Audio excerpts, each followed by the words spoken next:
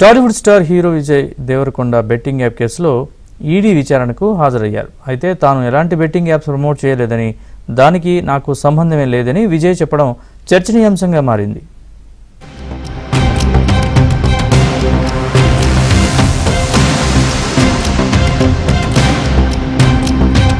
Betting apps promote చేసిన సెలబ్రిటీలకు ఉచ్చు బిగుస్తోంది. వరుస పెట్టి విచారణకు హాజరవుతున్నారు. బుధవారం బెట్టింగ్ యాప్ కేసులో Tollywood star hero Vijay Deverakonda ED విచారణకు హాజరయ్యారు.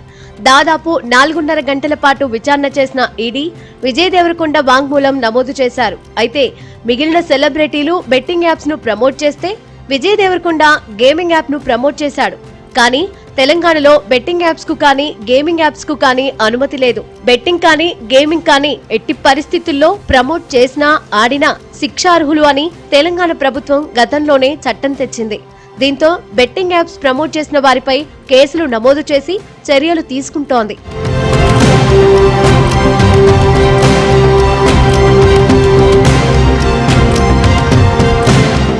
ఇక ఈడీ విచారణలో విజయ్ కీలక విషయాలు ప్రస్తావించారు.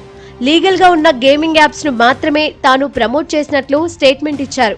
బెట్టింగ్ యాప్స్ గేమింగ్ యాప్స్ అని 2 రకాలు ఉంటాయని, బెట్టింగ్ యాప్స్ కు గేమింగ్ యాప్స్ కు సంబంధం ఉండదని ఈడీ ముందు వాంగ్మూలం ఇచ్చారు.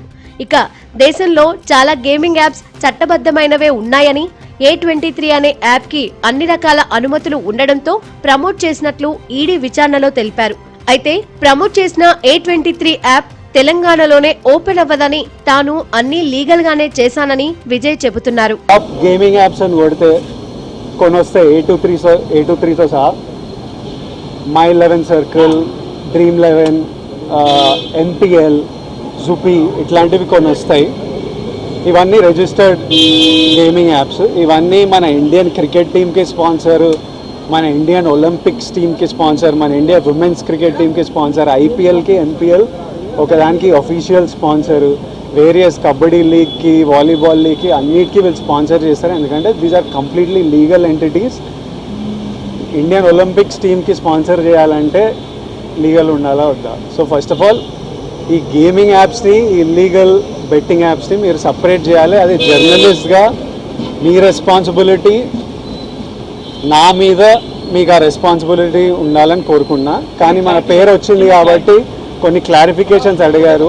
ఆ clarification account details, transaction details ఏంటి, ఆ కంపెనీ, అవన్నీ పంపించేసినాము. విజయ్ దేవరకొండ ప్రమోట్ చేసిన యాప్ సంస్థతో సంబంధాలపై, తీసుకున్న పారితోషికంపై అధికారులు దృష్టి సారించారు. అంతేకాదు ఆయన వ్యక్తిగత బ్యాంక్ స్టేట్మెంట్ కూడా పరిశీలించినట్లు సమాచారం. అలాగే విజయ్ కి చెందిన 5 ఏళ్ల బ్యాంకు ఖాతాలకు సంబంధించిన అన్ని లావాదేవీలను ఈడీకి సమర్పించారు.